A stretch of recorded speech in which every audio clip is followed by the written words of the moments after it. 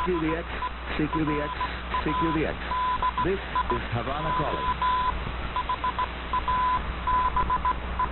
CQDX, CQDX, CQDX. This is Radio Havana calling all shortwave listeners and radio amateurs. Welcome to...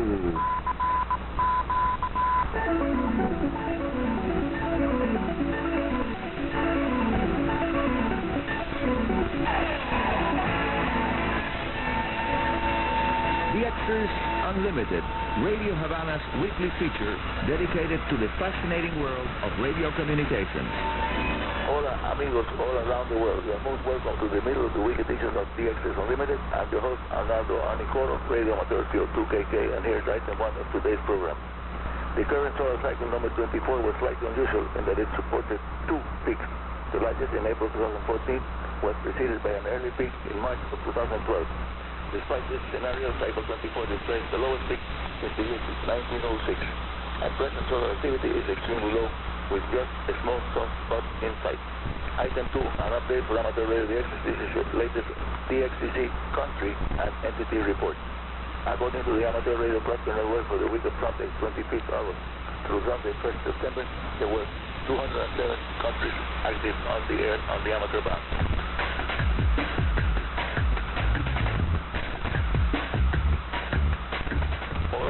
The vital role of amateur radio emergency communications is much appreciated by everyone. One of the most recent examples follows. From India, we learn about a relevant rescue assistance by Malabar Amateur Radio Society. A few hours after the slant flight occurred at Kavalpana, Nirampur in Kerala, India, on August 9, where around 40 houses were gone onto the mud and the old means of communication were out of service, broke down. Members of the Malabar Amateur Radio Society played a crucial role providing communication support to the authorities. The ham radio wireless repeater system, Victor Uniform 2 Mike Juliet Juliet, that's the repeater code 9, under the Malabar Amateur Radio Society, code sign BU2MLQ in Malapurna district in Kerala, India, has played a crucial role in assisting district authorities by connecting from the disaster site and various government offices with the agency in charge of managing the emergency, and they did it very well. The amateur radio emergency communications team started to the disaster site of Kavalpara, and a parallel communication system was established within just minutes from the Nirampur Taluk office and district headquarters. At present, the BU2MJJ repeater can be accessible from around 250 kilometers radius and covering half a dozen of districts of Kerala state. The efforts are now underway to move the 2 meters band from the present location to a higher site, which will enable to connect the entire state of Kerala and some part of the neighboring states too. The repeater station is fully solar powered. It's ecological solar power and also remotely controlled. Here now our next radio hub related information for you. Good news for the world's amateur radio operators.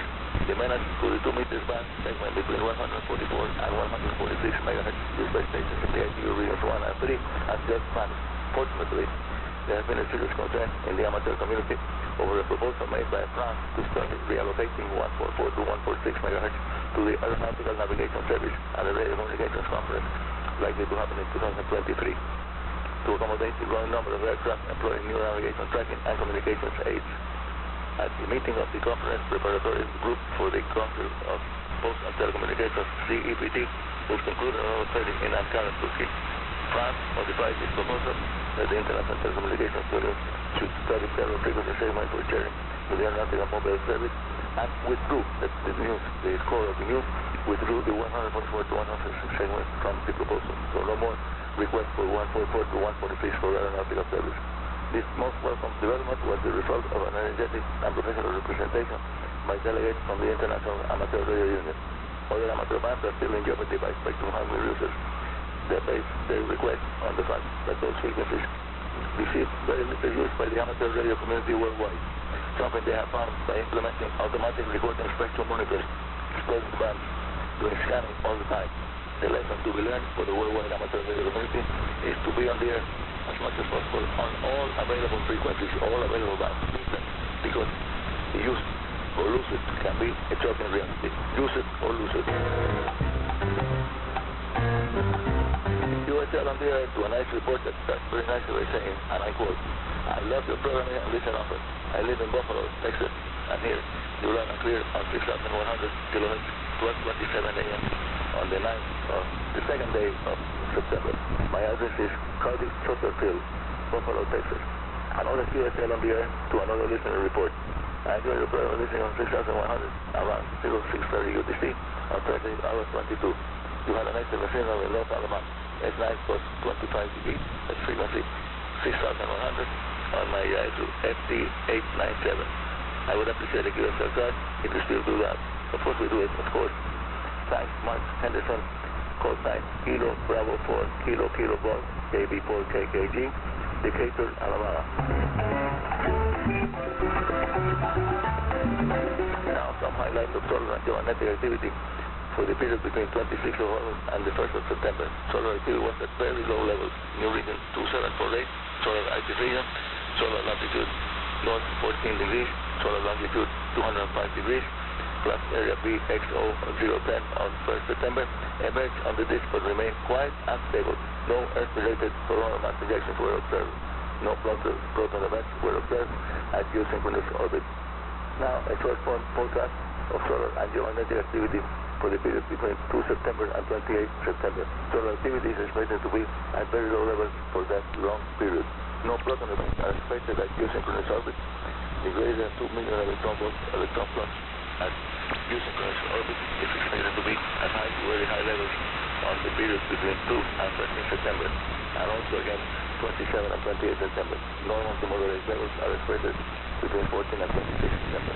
The magnetic field is expected to be at G1 minus 12 levels on 2 September, and G1 minus to G2 moderate stop levels 27, 28 September due to positive polarity current of high-speed solar influence.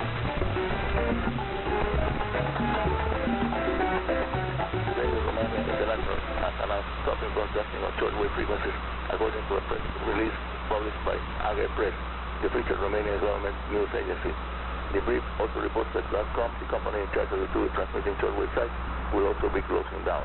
The station will continue to feed its programming to the internet, but it will not use shortwave transmissions to reach its audience anymore. Recently, as also reported here at DXers Unlimited, the company Sept3 of South Africa announced the closing down of the major zone transmitting station site, the largest installation of South Africa, and among the world's most well-equipped shortwave sites. Closed down now, right now.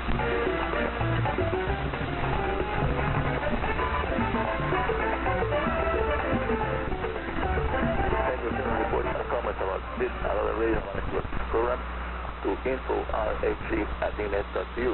I'll say it again slowly. info@rhc@enet.cu.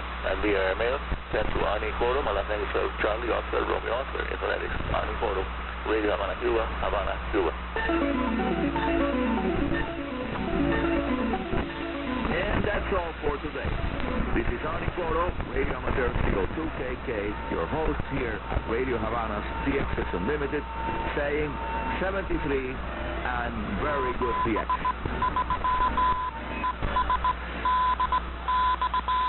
Thanks, Arnie Recorder with DXers Unlimited, heard every week here. It's also on 2 times, actually, twice a week.